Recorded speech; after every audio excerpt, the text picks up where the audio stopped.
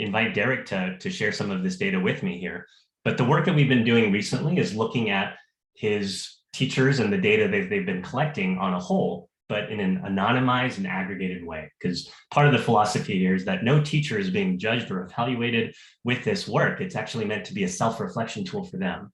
But we do want to give administrators or directors like Derek a chance to see high level, what's the impact of the initiatives we have. So in this case, we were able to present to him, hey, here are your talk trends over time. And we were able to see, hey, your average talk percentage for first semester is 44%. And the goal that he had stated earlier about 40 to 50% falls right in there. And it's great to be able to get that sort of validation and see the data come to life there.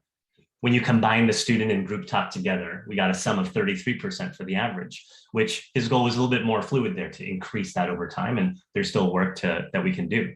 And then the student talk highlights is something that TeachFX surfaces, which is when a student is able to speak for more than 8 seconds. And we're able to see 9 times per hour on average, their teachers are getting those types of responses. Derek, is there anything to kind of add to give a little bit more context to this? Not only that I thought we were being really, really ambitious with the average teacher talk between 40 and 50%. So it was amazingly exciting to see the aggregated response come back in that range.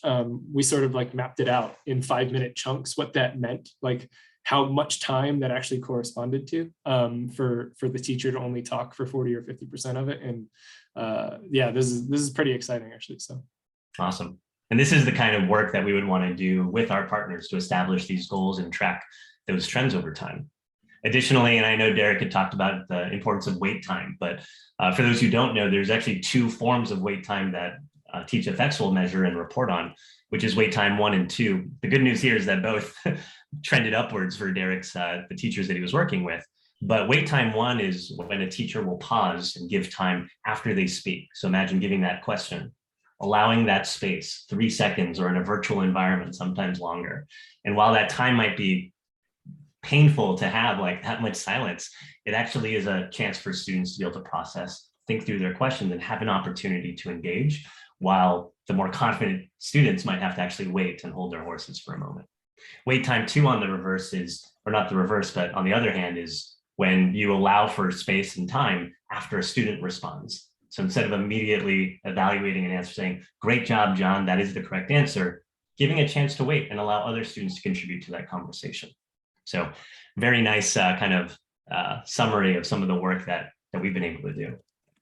Derek, unfortunately, I don't know if it makes sense to go over to the actual TeachFX app and show off the ways that you've, like the kind of reports that you're looking into, but if it's okay with you, would you be interested in just sharing just a summary of the kind of work that your team uses?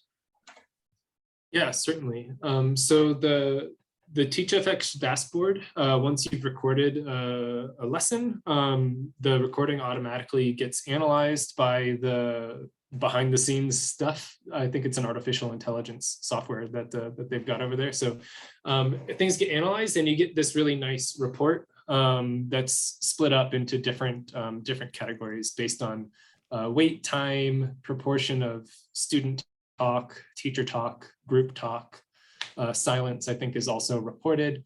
And there's a timeline map that sort of shows whether the teacher was talking, the student was talking, group talk, or silence over time. So you can kind of get a sense of what the lesson looked like, right? So was it the teacher talking for a while, students talk for a little tiny bit, and then the teacher talking a while, or was it teacher talked for a few minutes up front, and then there was a lot of group conversation, and then a little teacher talk and a lot of student talk, right? So you can kind of get a sense for what a lesson looked like, and it makes it really easy to reflect, right? So my teachers really enjoy the timeline, and then because of our goals, the specific outputs about wait time and proportion of group talk versus teacher talk are the ones that we pay most attention to because of the goals that the group set up.